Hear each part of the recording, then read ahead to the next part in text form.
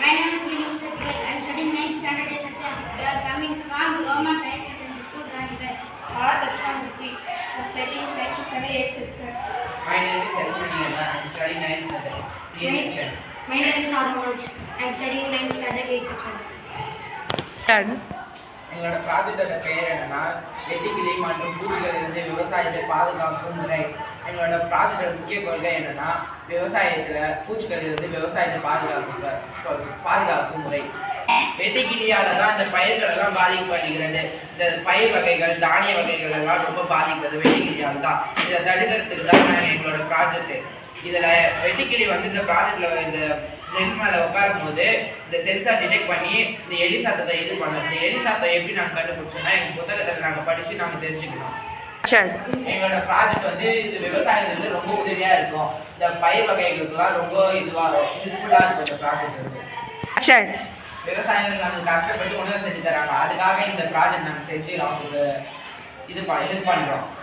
வட மாவட்டத்தில் தான் இந்த வெட்டுக்கிளியோட தாக்கம் ரொம்ப அதிகமாக இருக்குது. இந்த பயிர் வகைகள் தானிய வகைகள் தான் இந்த வெட்டுக்கிளி தாக்கம் அதிகமாக இருக்குது. அதனால் அவங்க உணவு தட்டுப்பாடும் பொருளாதாரமும் ரொம்ப கம்மியாகிறது. இந்த ப்ராஜெக்ட் மூலமாக அது விவசாயிகளுக்கும் ரொம்ப உதவியாக இருக்கும். பொருளாதாரத்தையும் நம்ம இது பண்ணலாம். உணவையும் நம்ம உணவு தட்டுப்பாடும் அங்கே ஏற்படாது.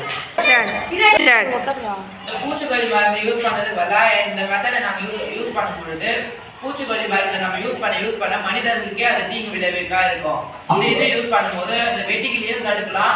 இந்த மனிதர்களுக்கு இந்த காய்கறிகள் எல்லாம் ரொம்ப சுத்தமாகவும் கிடைக்கும்.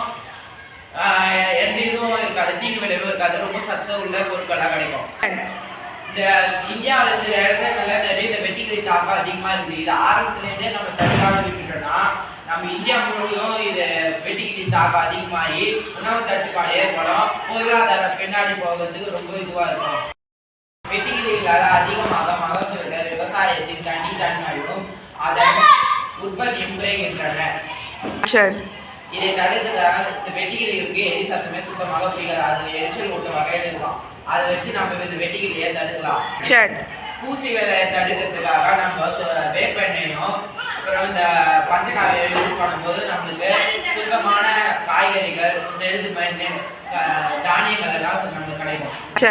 இதுக்கு தேவையான பொருட்கள் இதுக்கு தேவையான components Wire, battery, copper wire, switch, buzzer and speaker.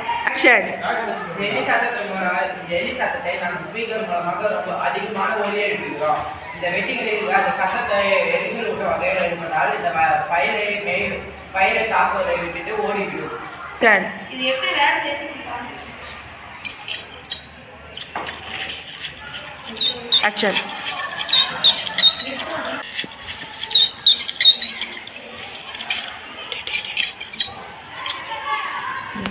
Your model na இது மட்டும் சக்சஸ்னா பல விவசாய நிலங்களை காப்பாற்றும்.